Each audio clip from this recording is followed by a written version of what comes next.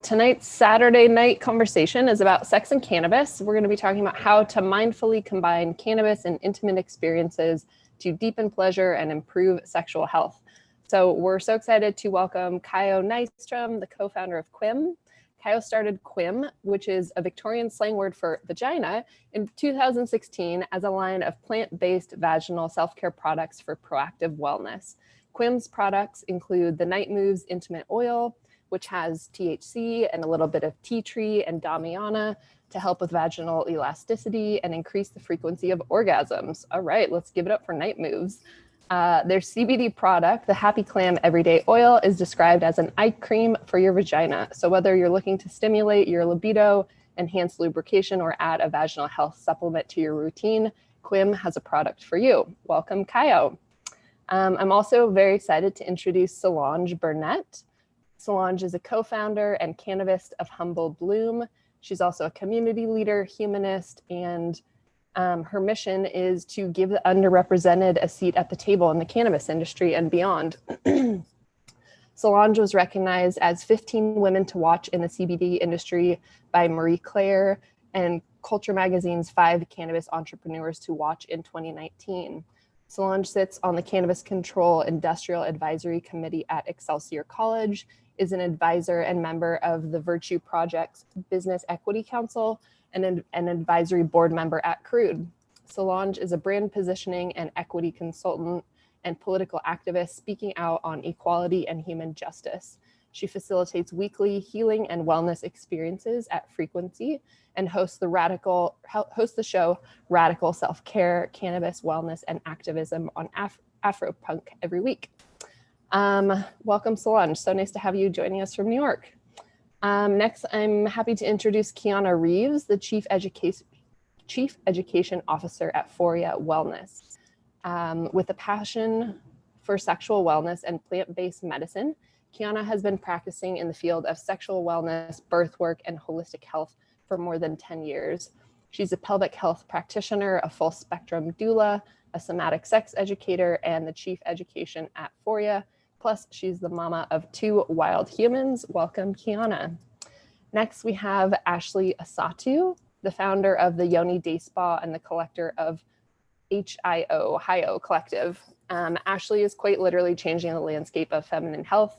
The Stockton native and mother of 2 is the founder of the Yoni Day Spa, which is an intimate space that offers healing through yoni steaming, womb therapy, and custom treatments made with herbs and oils.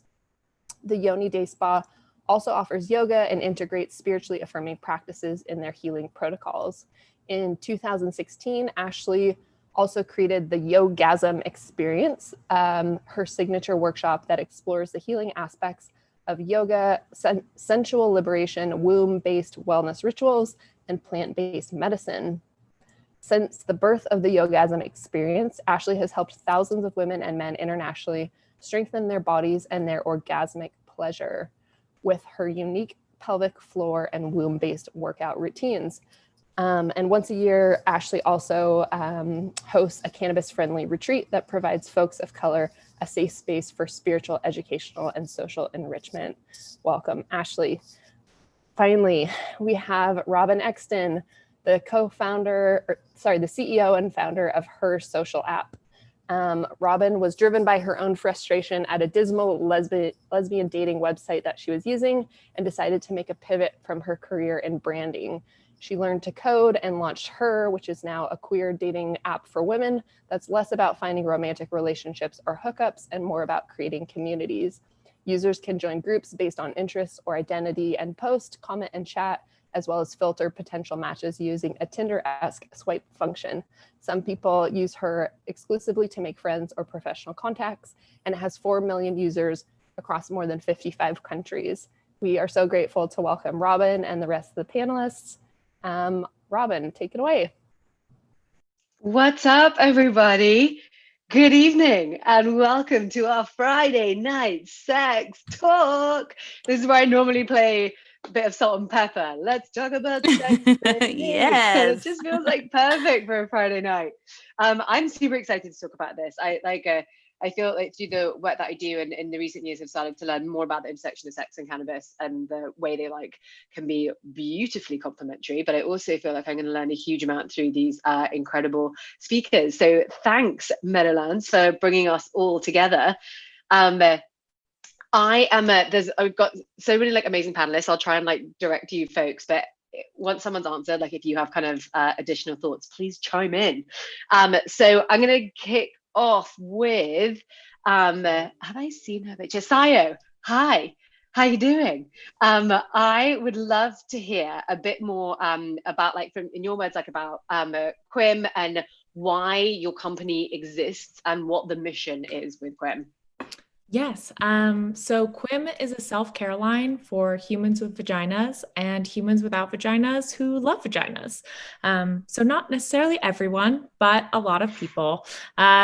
Our mission is to create products that help foster sustainable practices of intimate self-care. And in doing so, to create community around conversations regarding vaginal health and sexual wellness in an effort to destigmatize these issues.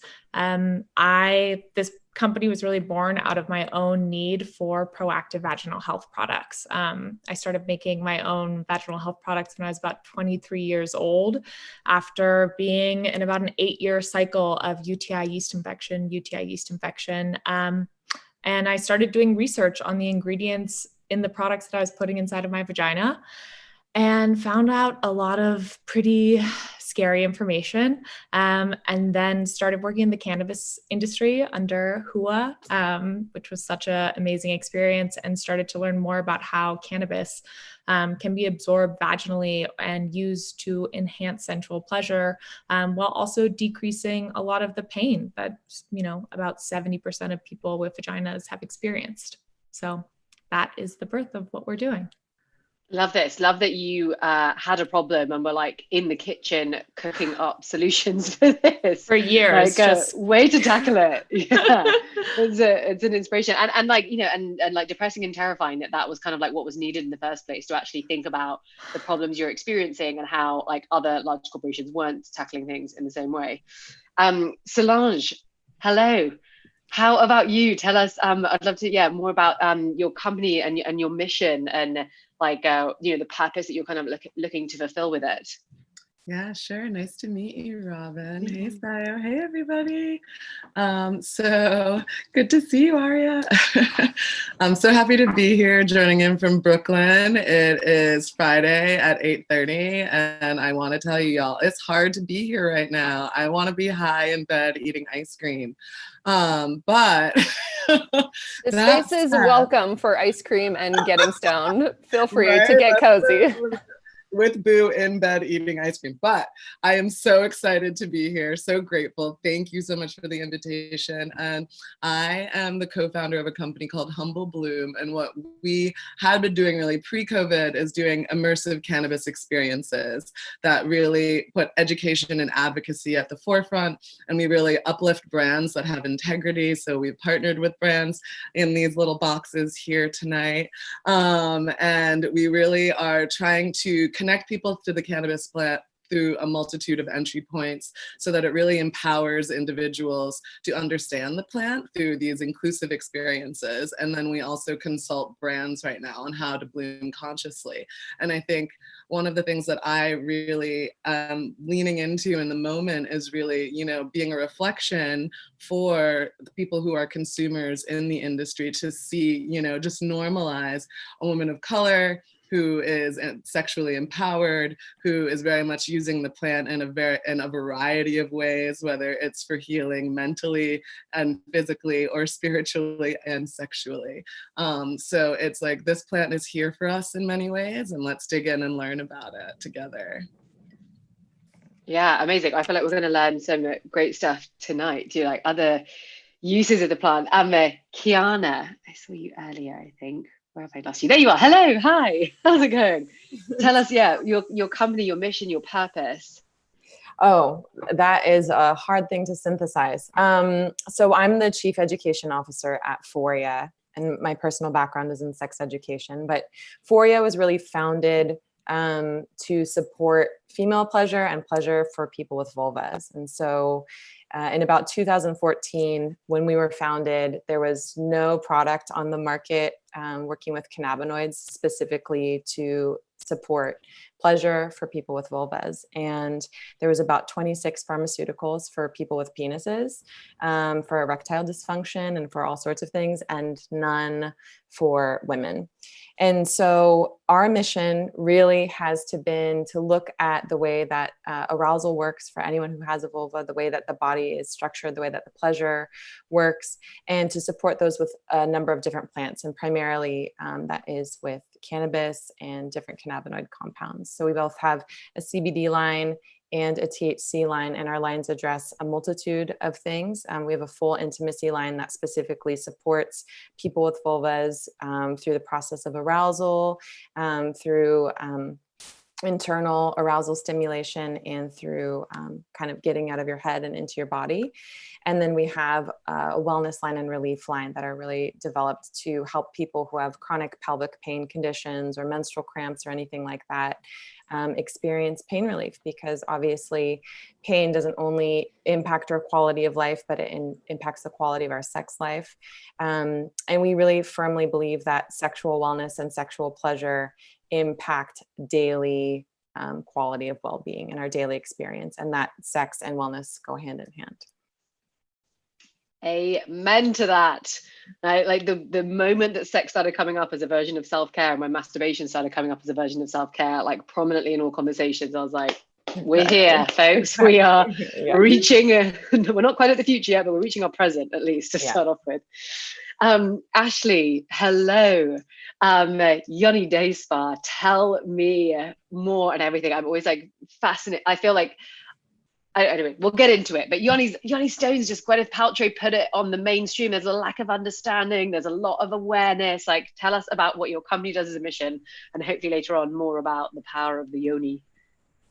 Hello, thank you for having me, Robyn. My name is Ashley Asatu. I own a spa called the Yoni Day Spa. It specializes in helping, like, I fix pussies, essentially. I want to empower women with practical tools, not just like theoretical like theories, but here are tangible, practical tools that will help you fix your pussy. And also I'm going to help you understand, like, if you love someone who has a pussy, even if you don't have a pussy, like, you also need to be educated on what is going on, because it's important. Humans come from vaginas, from uteruses. So it's super important that people who have uteruses and people who have pussies and people who love pussies and uteruses understand how they work, understand that these are very complex organs and shit can get fucked up.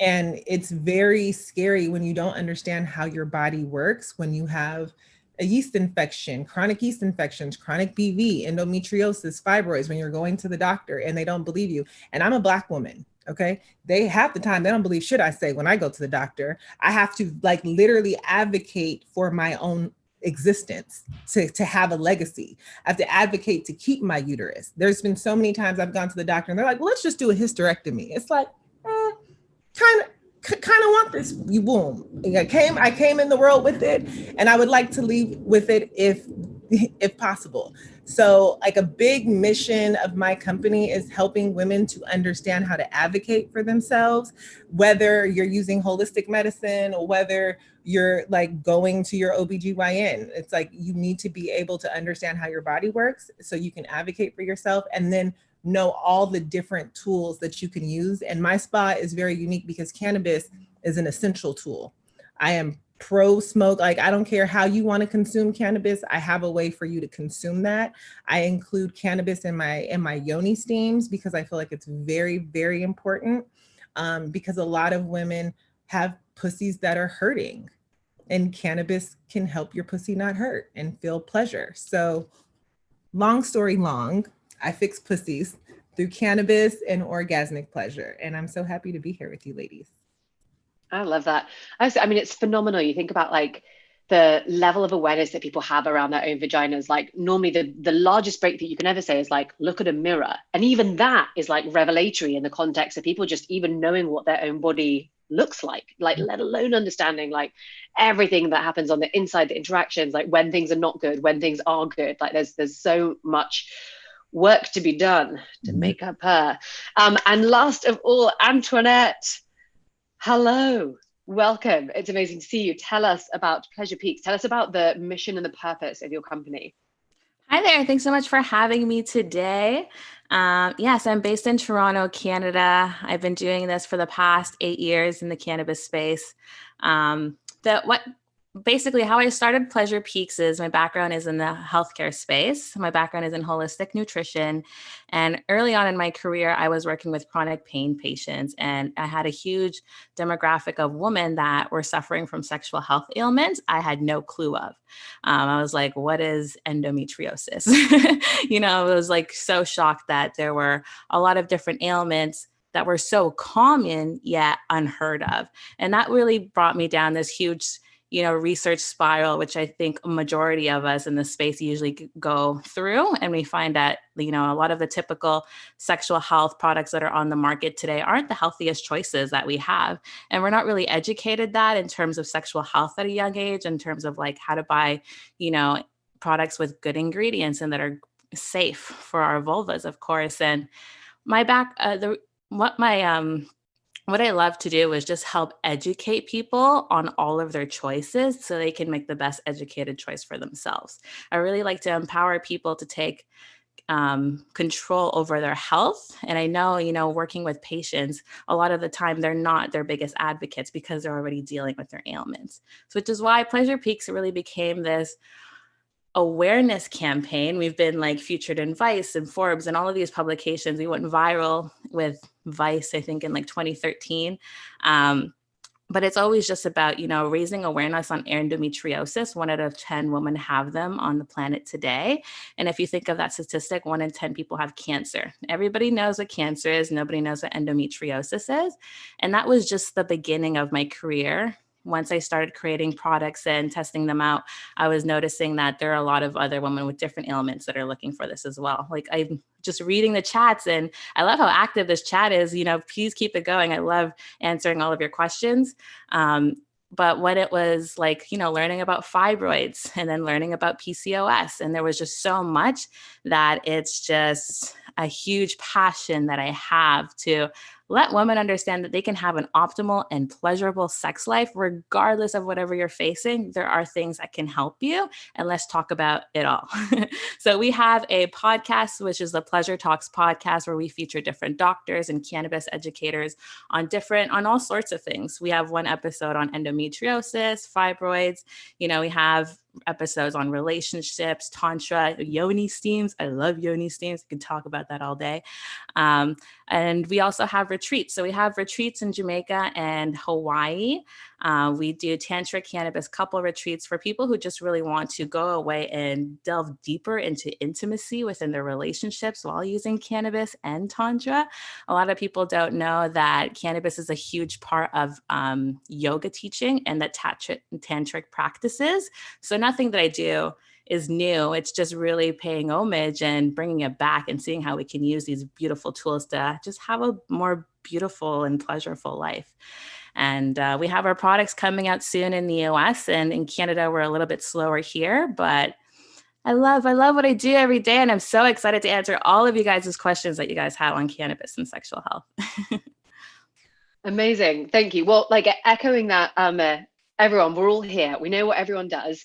We've got an amazing chat that's kicking off. I always love to say and suggest any thoughts that you have, any questions that you have, please post them into the group chat, because I can guarantee that if you're wondering something, someone else in this group is going to really value and appreciate hearing the answer to it as well. And if someone asks a question and you also have an answer for it, it's amazing to crowdsource and hear other responses, other products that people have used, other ways people have approached different problems or pleasure generators. So keep posting into the chat because it's fantastic. My kickoff question I'd love to get into is we're talking a lot about vaginas and vulvas and women, and everyone here is very focused on empowering that part of the body. And I think it's a really interesting period of time that we are in at the moment in our level of understanding of like a women's sexual wellness and well-being and pleasure. And so I'm really interested to ask, like maybe Kiana first, why was it so important for you to focus on women's pleasure right now? Like, what was the kind of prompt in terms of the timing? And do you think it is like a special time in the world right now where people are listening and thinking about what vaginal and women's pleasure looks like and feels like?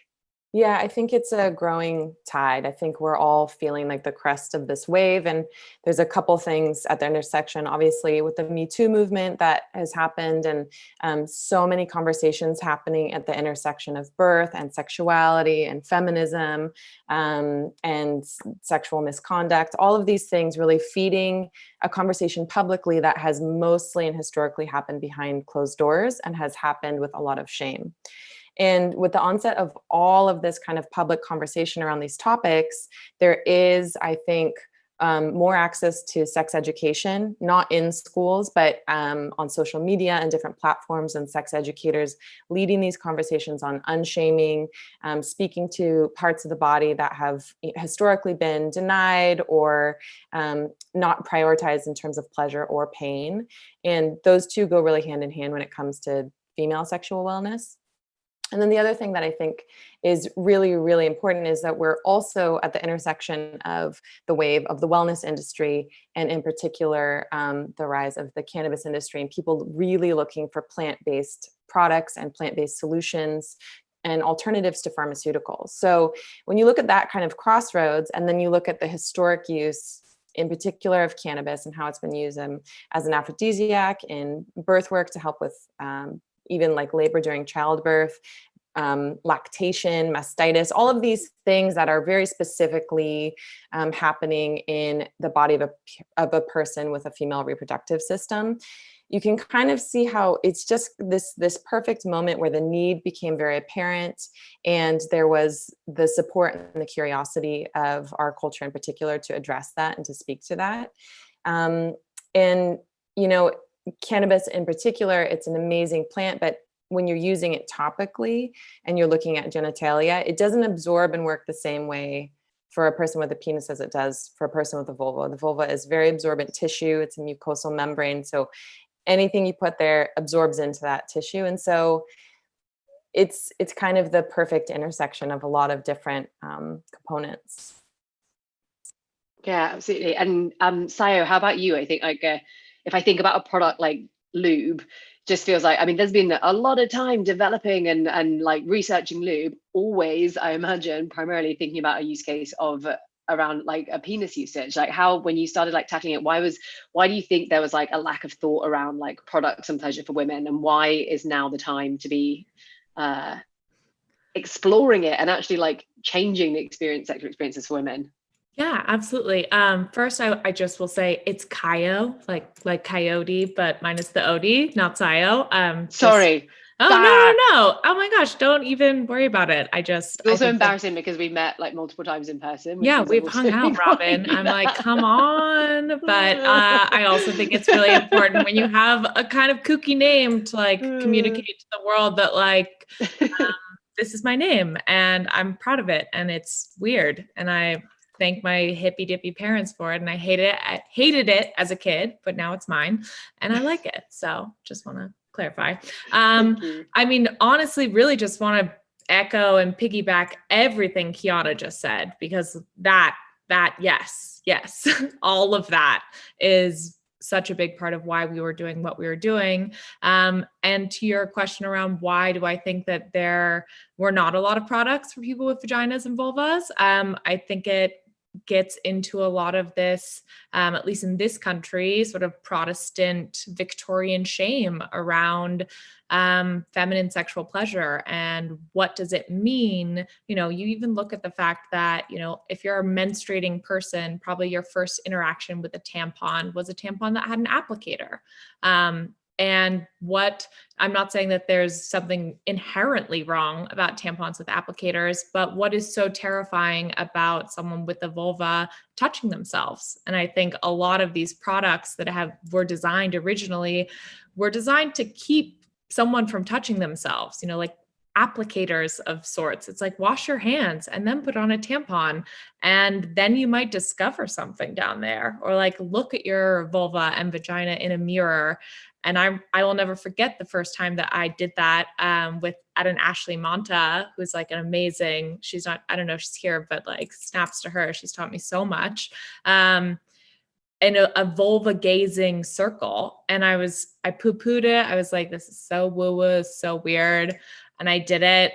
I like gazed upon this woman's vulva and then my own, and I wept like a freaking baby. Like, and then I felt titillated and sensual about myself in this way that was so empowering. And it was about arousal and acceptance that didn't include a penis, like didn't include maybe a male-bodied person. And I think that is incredibly threatening to our society, period, full stop. I love that you kind of like allude there a bit about the unique cultures even within America. Antuanette, I was wondering if you have found there's any difference, like you've been focusing on the Canadian market. Do you think there's a similar story there? Have you seen any differences as you've been looking at the business from Canada to the US?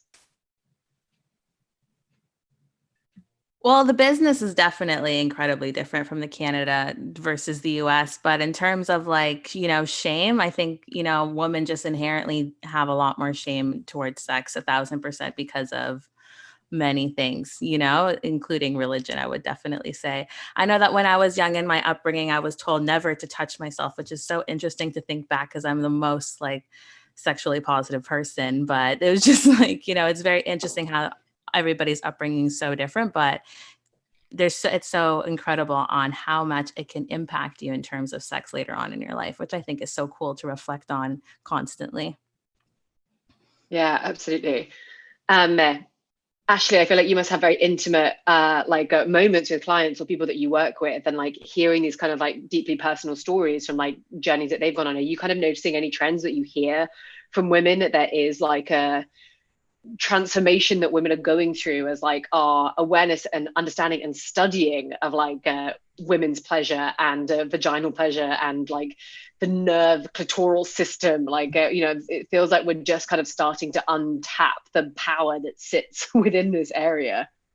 And I think Jeff just said it, like a lot of my clients are just starting to untap the power of their pussy, like the raw power. A lot of them are making radical decisions in their life that they're seeing like, wow, I made this decision and for some reason my pussy is alive. And it had really nothing to do with sex, but there's so many things that like I see with my clients that when we suppress ourselves in all kinds of other ways, it really shows up in the pleasure realm, because you're not able to like completely surrender, completely be vulnerable, completely give to the experience or whatever. So once they make some crazy ass decision, like you move here, you end a relationship, you start a new job, you decide to tell someone no, you do something radical for yourself. It's like seeing those correlations in the vagina, I think is amazing. And a lot of women, or a lot of my clients who come to me, a lot of the things just getting off of birth control, changing their diet, like starting to consume cannabis, because there's so many women who have all of these preconceived issues about consuming cannabis that like once they tap into consuming cannabis in a way that like really works for them and they're comfortable doing it, they start to see benefits in like with their pussy. And I just feel like that's such an amazing thing, because you're finally giving in to like all the things that you really want, but for whatever reason you're holding yourself back from your own healing. So. Which kicks me off perfectly for what I wanted to go into next, is kind of talk about like the specific relationship between cannabinoids and like sexual pleasure and sexual wellness. And I was going to ask Solange, like, what do we know about cannabinoids and how they do affect pleasure centers? You are muted at the moment. I mean, when you have all those amazing blood vessels that just pop off specifically in your pussy, like that is the area. That is where, that is where birthing happens. This is where the center of the fucking universe exists. So let's be real. Let's be like, this is regal, and let's dig into the power of that. And when you do, like, obviously there's a science that actually tells you that there's so many more capillaries, that this is where all of that is, you're able to just take it all in, right? So it's definitely that for me. But I want to go quickly back to something you were talking about earlier that just really got me excited when you were talking to Kayo, and she was like specifically saying that it was almost not just how can you do this in the industry? It's like, look at who's starting these companies now, you know, or who they have higher up in these organizations. Like, women are finally able to have a voice about their own pleasure, about their own power, empowerment. And so they are able to create things in our image and in our needs. And it's like men made high heels for us, you know. They've been just doing things to throw us off balance. They don't know anything about what we need. It takes us to make things for us. And it is no lie. And if you are doing it without consulting a woman, then you're fucking up. So I think that's why there's so many like pills rather than plants.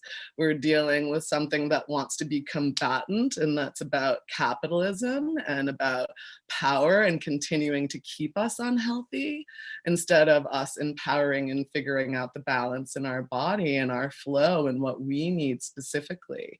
And plants are definitely power for, yeah, definitely the sex and for this healing. And it's all together. It's like your sexual well-being. It's something that's so big and cosmic and really great. And I love Foria and Quim, and you guys are rad.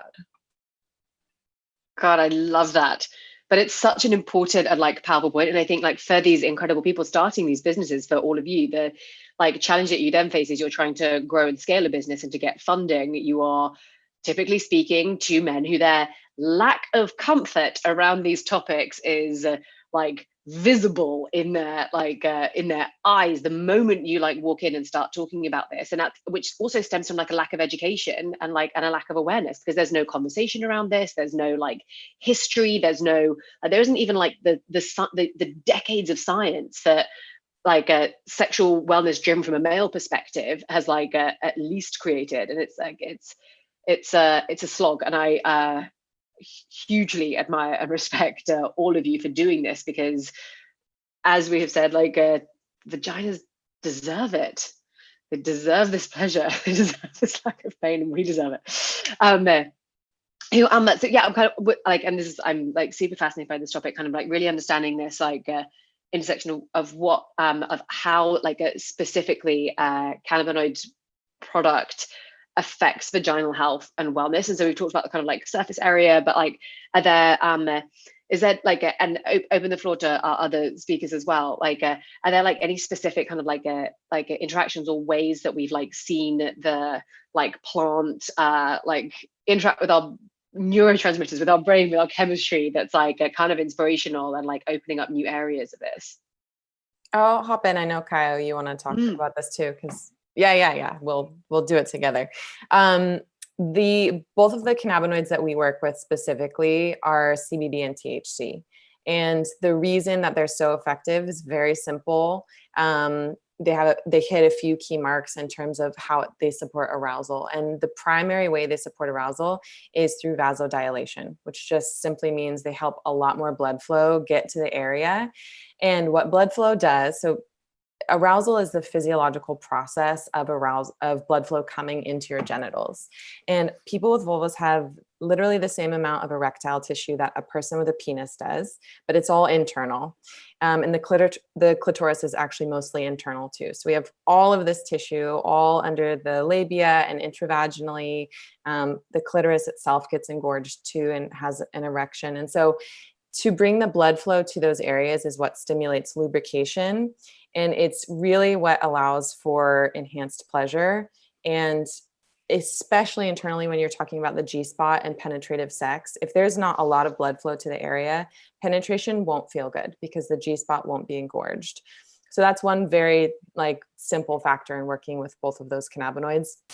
The second is that they're very anti-inflammatory and they help with muscle tension. And what a lot of people don't know is that there's about 75% of people with vulvas experience painful penetration intermittently throughout their life with penetrative sex. And then 20% is consistent, ongoing pain, like can't even experience pleasurable sex. And so that's another huge factor in why it allows people to expand their pleasure capacity. And I'm going to hand it to you, Kyle, because you also have so many amazing things to say about this. Yeah, I mean, I think that for me, one of the biggest needs that I had in my own journey with all of this was actually something I like to call, same with the internet, likes to call puffy taco.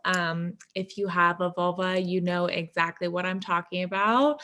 You had either like really invigorating sex or not so invigorating sex with not enough lubrication, or maybe you have PCOS or endometriosis or a really tight pelvic floor.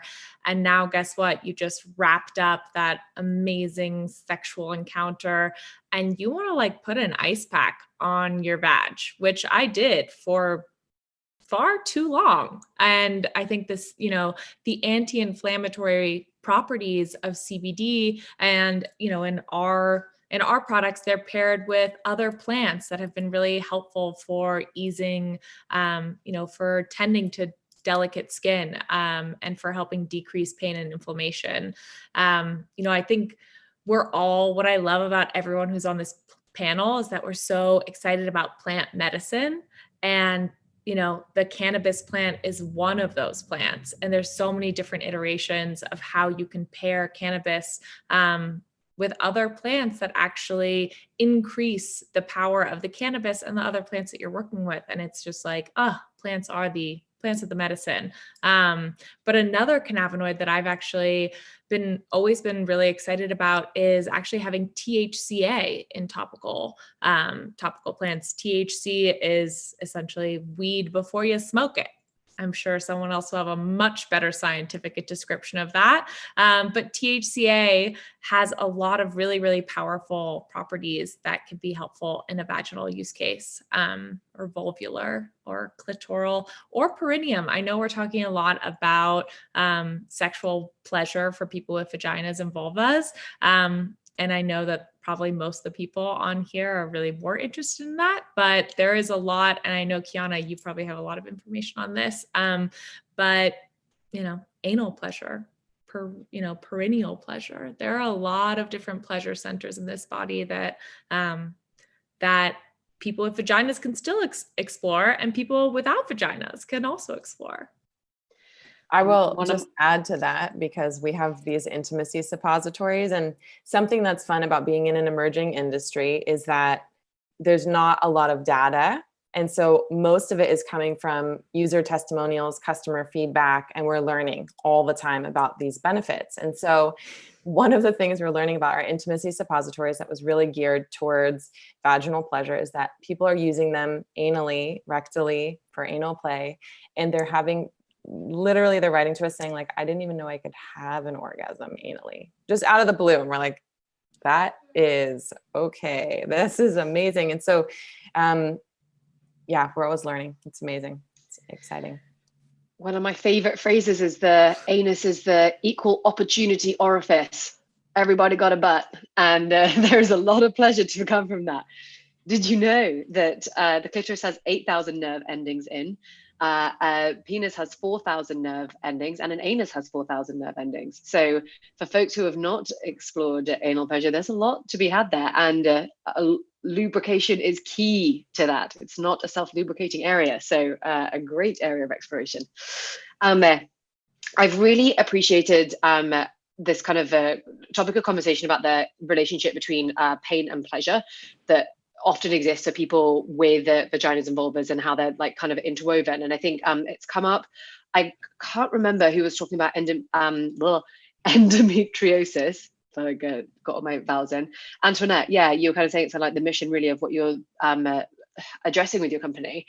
I'd love to know what you've kind of learned about the role that cannabis can play for managing sexual health ailments, and particularly with endometriosis? Oh my God, I would love to. Yeah, I wanted to really back off of what the ladies were saying. You know, our research team has really come from the guys that created the most world-known vasodilator, Viagra. So, you know, I have amazing healthcare professionals that have taught me a lot in terms of like sexual health, especially for women that deal with chronic pain.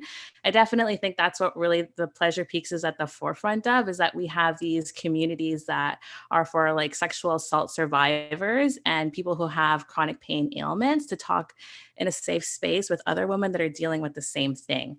And I know that that's a very taboo topic, but just so you know, you guys know that there are safe spaces for you guys and you guys aren't alone. You know, having a sexual health ailment that is incredibly painful in sex can be a very hard for a person to go through, especially if they're in a relationship and it bleeds over into that as well. But in terms of endometriosis, so what I find with what my doctors have said, and you can please listen more on the Pleasure Talks podcast so you can listen from the doctors themselves. But we really noticed how cannabis can be really helpful for people with these ailments is that CBD is great as an anti-inflammatory. As we all know, it's so incredibly good at mitigating those effects. So if we can lose that inflammation of those endometrial tissues, it finally allows the tissue to heal itself. So it's not necessarily like treating endometriosis, but it does it in a backroom sense on how it treats its ailments and allowing it to not flare up anymore. So it kind of gets rid of the issue without getting rid of the whole ailment just by not activating it. So CBD is really those shining cannabinoid for people with endometriosis. And then THC is really, I'm reading the comments and it's so interesting that some people are saying different things. And I think that's what's so cool is that my background in healthcare. So just so you guys know, I have a lot of Americans here, but I'm Canadian, and cannabis has been legal for 20 plus years in Canada. A lot of people don't know that. A lot of doctors didn't even know that. So fast forward like 8 years ago, when we were in our first medical marijuana program under Health Canada, doctors didn't want to touch the plant at all, and they left it to patients to figure out their own cannabis products. So this is when we had our compassion model, where basically patients were making their own products, testing them on themselves, and sharing it with other patients. This grew into this beautiful compassionate model that we found out which different strains were good for different ailments, for people with endometriosis versus people with MS or fibroids. And there was so much knowledge within that. So I think that's why I continue to have these open conversations in these circles, just to talk about what we're dealing with sexually, including the podcast, because this can help so many other women if they just share their story. There's just not enough awareness when it comes to sexual health ailments. I remember the woman that we recorded for our fibroids episode, she was mentioning how she went with her girlfriend to the doctors to go get a screening for her fibroids, and she had no idea what fibroids was. Little did she know, she went to the doctor the next day, and she found out she had a 13-pound fibroid in her uterus. And she had it for clearly a very long time, but she just thought she was big boned, you know, like a dark woman, really just feeling she was bigger boned, but she wasn't. And I just think that sharing these stories have so much impact. So I love that you guys are all here today. But yeah, cannabis can be used so effectively for people who have sexual ailments, you know, even people who have sexual anxiety. Vaping is so good for that, just because it's a clear, you know, not necessarily like a big high, but it's a high enough to get them within their body, right? So even if people are feeling really anxiety within their work, or if they're just having a lot of pain within their body before they want to go into their pleasure, they can have like a CBD bath bomb, or like a cannabis THC bath bomb can really help them allow themselves to gain pleasure. So what I like to do is just teach people all of the benefits of cannabis, teach them all of the different applications, all of the different types of strains that we have, because I promise you there's a cannabis product that can help you have that pleasurable experience. And what I love is that, I'm sure you guys all know that we all have different endocannabinoid systems. So the way how we react to different products are so personalized, right? So it's really for yourself to explore cannabis with your pussy. That's definitely the best part. I know I had lots of fun testing out cannabis lubes in the beginning of my day, and I hope that you guys all have your fun journeys with your pleasure pussies too. Well, speaking of, my next question was going to be, how do you get customers to try your products for the first time? What are the kind of like barriers and obstacles you're trying to overcome in terms of like the awareness journey of customers, and how do you find you kind of get them through that journey to try your products out?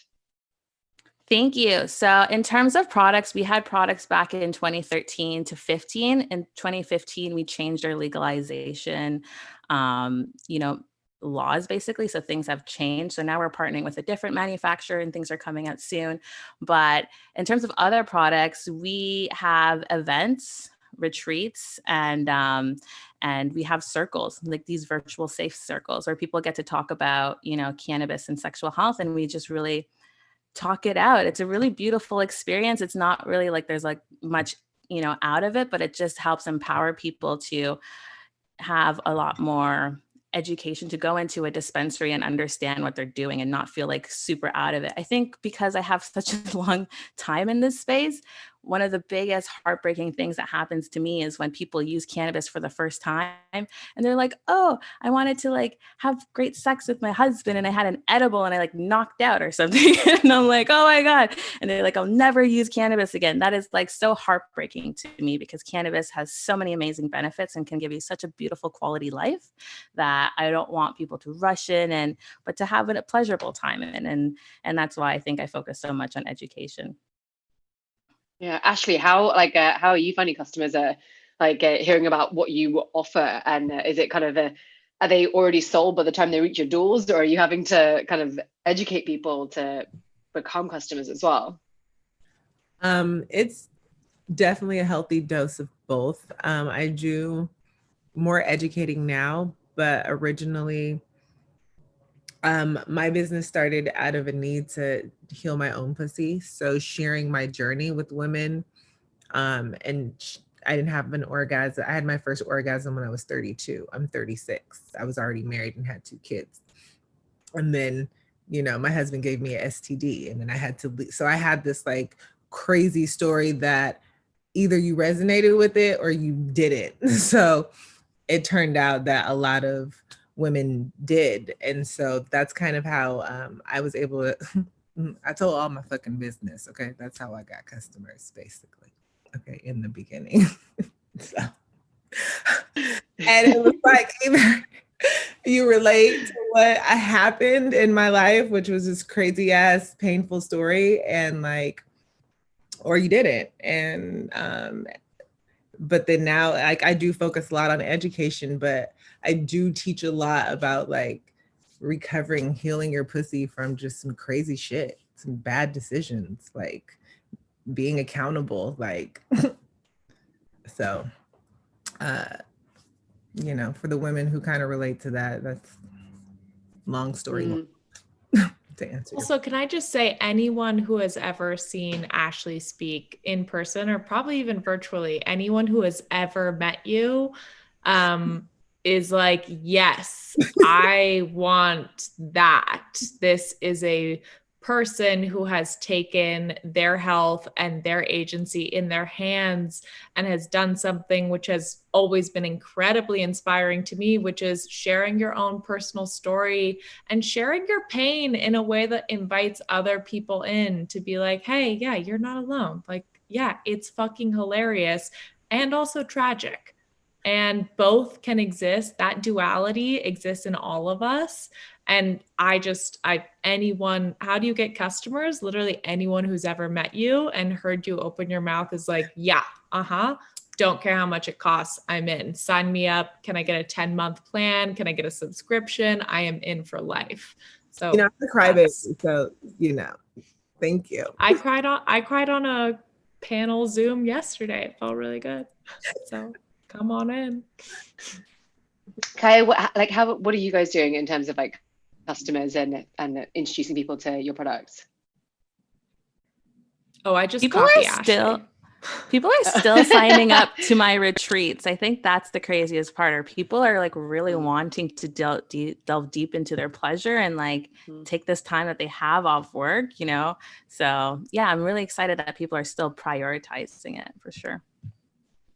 It does seem like there was a lot spoken about in the kind of lockdown period of time where like the self-reflection and huge increases in like masturbation frequencies, and people just like taking the time to like think about their bodies and their pleasure centers and like what actually pleasure feels like for them, which can only be a good thing. I don't even think people were consciously taking the time. I think they were like, we're trapped. What do we do? I gotta do something. All of Netflix. This person like next to me is driving me crazy, or I'm alone and I'm gonna die. Yeah, no, that was literally my whole life. During this lockdown, I came up with my 4M's mantra, which was like medicate, meditate, masturbate, and motivate. And it was literally a time to go be into myself, but also get out of the ego and into the eco. And it's like, this is some universal shit, right? So I'm going to medicate with all the cannabis to get me through this. I'm going to meditate and be mindful as fuck and do all the breath work.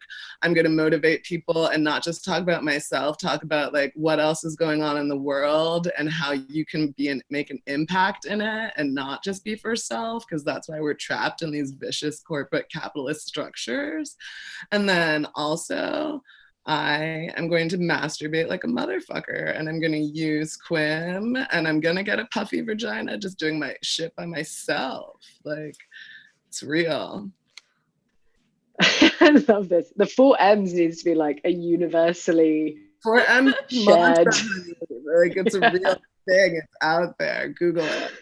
Oh my God, it's amazing. My next question is kind of like think a bit about the future of this whole space. So it feels like there's, you know, even as you were saying earlier, I think, Kiana, like we're learning so much at like such a rapid rate. This is kind of like uncharted territories in many ways. There just isn't the same level of like documentation or insight from like you can see in some other industries. So like what are you folks seeing as the kind of next innovations, or like what do you see as being on the horizon? So if, you know, in the short term, so like if we're at Meadowlands 2021, what do you think we'll be talking about? But in longer term future, there are kind of like spaces that you think people are just starting to open up and explore into that could be the kind of like next big area of like progression in this field. Kiana, yeah, we'll go with you. I'll go. So 2 years ago, we were trying to launch a PR campaign around menopause, and nobody would touch it. I mean, no major outlet was like, we don't talk about menopause. It's not interesting to our audience. We were going out to influencers or people who were of the age where they were either potentially having a menopause type audience or they're in perimenopause, and everyone's like, I can't talk about that because menopause is so historically unsexy. It's like the moment in a woman's life where she is cast out of her sexiness and becomes like the grandma, you know? And so we have this total dissociation around aging and sexuality. And I think it's so important. If you look at the lifespan, menopause happens like in your 40s and 50s. And for someone living into their 90s, that's almost half of your life where you are a sexual being and you have the capacity for a lot of pleasure, even though your body does change and might need more and different types of support. But we're not talking about how important that is. And so for us, something we're really excited about is the larger conversation that is now happening where people are like, oh, menopause, like this is really important. This is a hugely significant and impactful part of a person's life. And it significantly impacts their partnerships if they are in partnership and their, you know, sense of self. So that's something that we're really focused on and excited about. Yeah, that's wonderful. Sometimes I have these moments in like conversations or panels where someone says something that's like the light bulb goes on and you're like, you're so right. The like volume of shame that's like surrounded around menopause, that like women who are experiencing it like barely feel it can be talked about amongst like it's kind of whispered amongst friends rather than like matter-of-factly discussed as a universal experience that everyone will experience at some point. I've had a number of women who are going through or have transitioned through menopause share with me who don't know each other verbatim the word. When I went through menopause, I have felt invisible as like a sensual sexual person seen, you know, by our culture. So it's a really interesting thing to talk about. Yeah. How about you, Ashley? What are you kind of like excited about in terms of like innovation and like where the future for vulvas and cannabis products and pleasure centers is headed? I am really, I have a 12-year-old.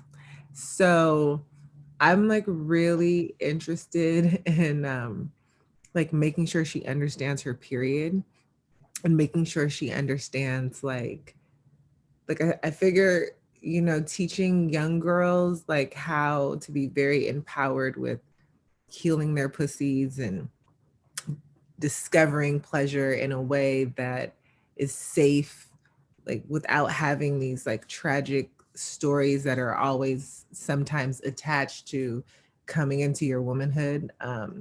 Like I'm just like excited to like hear more young women who are just so liberated around like their first orgasm, like, and having more stories associated like with the first time you have sex. Like the first time you have sex should be embodying like full body pleasure, not these old crazy ass first time stories sometimes we be hearing, or I had, let me say. Like I want more women to experience like purpose, like pleasure on purpose, like in the pursuit of it, and not being shamed and like not having these old, like these weird coming out stories of like, it's like there's so many empowered pussies here, like, and by extension, like the web that we weave, and like, I just like, I'm just so excited like for that, like more young women coming into their power, and more young people in general, just like owning their sexuality in a very empowered and safe way. Because I'm 36 and I'm just doing shit with my pussy that's like so amazing. I'm like, I've been fucking since I was 15. What have I been doing with this pussy all my year? Like, it's just, it's crazy. Like, I'm trying to hold back telling too much, but it's just amazing. And I cannot wait to like continue to grow old with this pussy. And like, what else are we gonna be doing in 30 years? What else can we do? We're gonna be living those 4 M's in for the next. Mantra this weekend. Like, you guys love the 4Ms. I'm so happy you love the 4Ms. You know, gotten me through COVID, honeys. This has been my lifestyle choice. But I have to say, Ashley, like, you feel like a kindred spirit, because like I turned 40 and it was like, I'm gonna put my nipples all over the internet.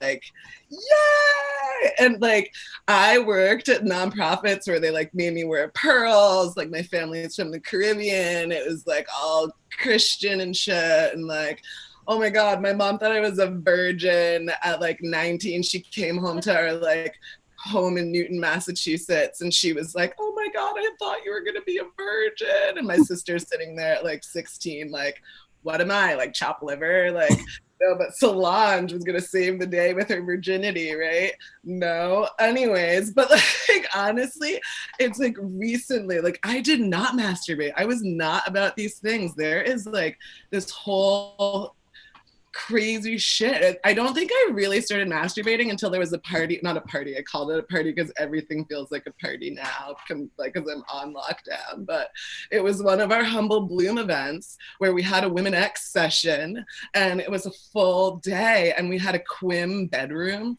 and there were all of these sweet vibration vibrators. I got so many toys, and I went home and played with all of these toys and all my oils, and girls, ooh-wee! It was great.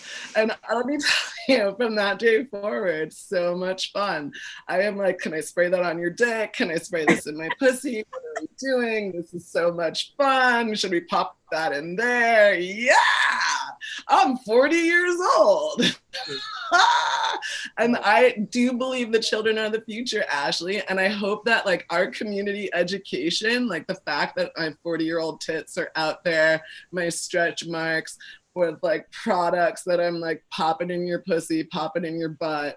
Like at 40 years old, some Gen Zer is gonna be like, who is this crazy weed auntie? She's great. And like, I love my butthole. I'm going to have an orgasm there. It's gonna be great. Like, yes, my stretch marks are a-okay. My nipples, I don't need to put anything in my body.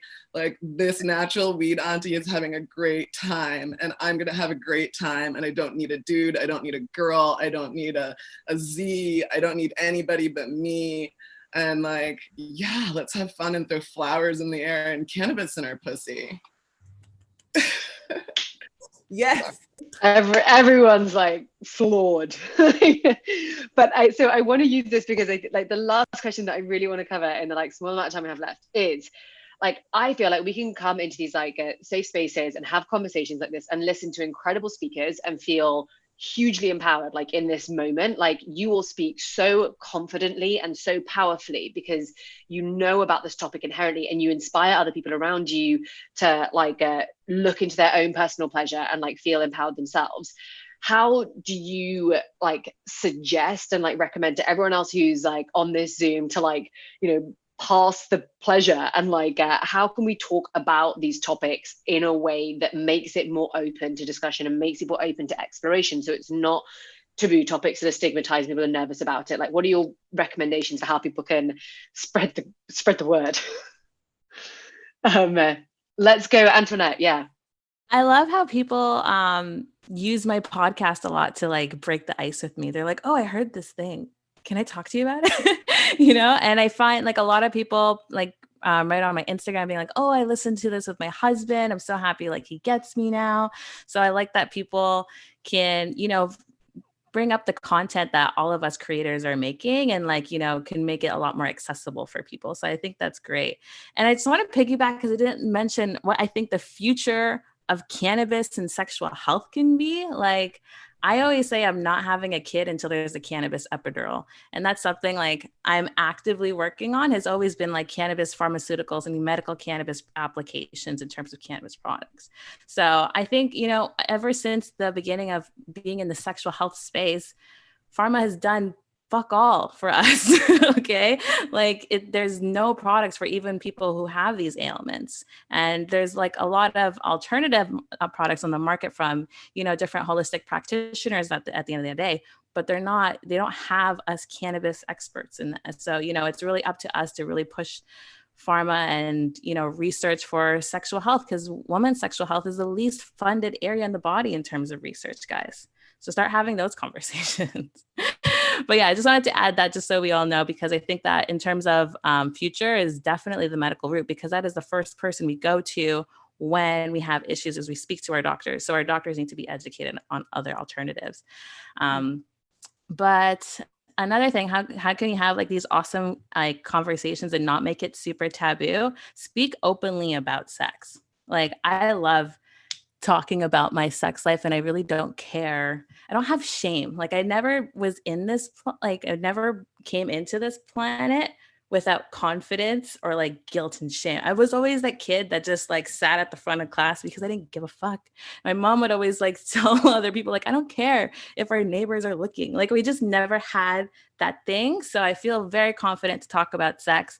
And I would love for you guys, you know, the listeners here, to really just talk about what your sex life is, because you'll be so shocked on how incredibly different it is from even your best friend, you know, and it gets really fun there, and you learn a lot as well. And if not, check out a different podcast or follow us on all of our Instagrams. We all post really cool, dope content. I love seeing it all, to be honest. And yeah, so I think that's a great place to start. amazing. We are getting close on time. Does anyone have any other empowering, past opposing power, like tips, tricks, messages before we wrap up? I feel very impassioned about the question you just asked, which is like, how do you talk to people about this? And as someone who like, this is one of the most freeing environments that I get to be in. But most of the time if I'm seeing friends in a socially distanced capacity or talking to relatives, I don't feel as free to talk about my sex life and my pussy journey with my uncles and aunts and cousins. But the thing that has been so honestly gives me more hope than anything else is you can always meet someone where they're at. There is always something, whether it's talking about PCOS or vaginismus or vaginitis or endometriosis or fertility or menopause or having a younger, having a daughter that's going through, getting their first period. There are so many different entry points. And that I think that like this is an opportunity that we get to be so radically self-expressed. No one has to hold back even a little bit. And that's why this has been the fastest moving hour of my week, maybe the month. But I think that there is an opportunity to meet people where they're at.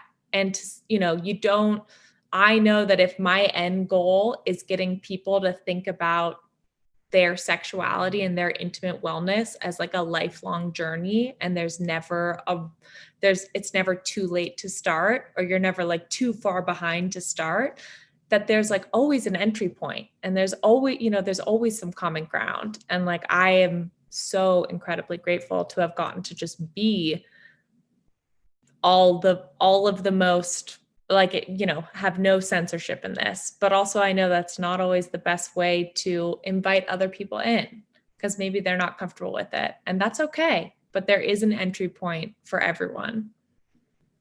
I just want to say that I totally agree with that. The entry point, like for me, I think my entry point was talking about my fibroid surgery and having the myomectomy a couple of years ago, and being able to just post balloons like get well soon, and the amount of DMs that poured in from women all over the country that I haven't talked to in forever, that were just like, hey, like, I'm not sure about my doctor, I'm going through this, I'm going through that. And then it's like, oh yeah, use your platform for a purpose, like actually educate people about what you're going through, because we're all going through the same shit, and we're not talking about it. So yeah, that's the entry point. And then you're like, yeah, pop a sup in your butt. What a perfect ending. How else could we wrap this up? Everyone, thank you so much. This has been like empowering, phenomenal hour. I would also love to ask, I think it's on the schedule that I know Meadowlands put together, but I would love if you would drop links to your businesses in the chat, whether it's your Instagrams or just your URLs, because you are all building incredible, not just products, but also platforms that share with the world how things can be different, and that people don't have to wait until they are 32 to have their first orgasm, or 40 to connect with their vaginas. This is all at our hands now, and hopefully we'll all start sharing that with the people in our lives. So thank you.